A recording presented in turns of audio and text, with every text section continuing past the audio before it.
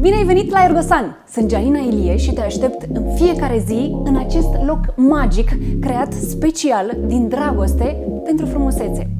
Ce vei găsi aici? Lucruri magice. Solar, cu lămpi cu surplus de vitamina D.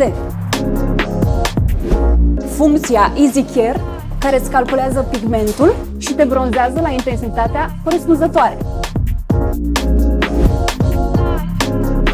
Plăci ergonomice care îți fac sesiunea de bronzare mult mai relaxantă.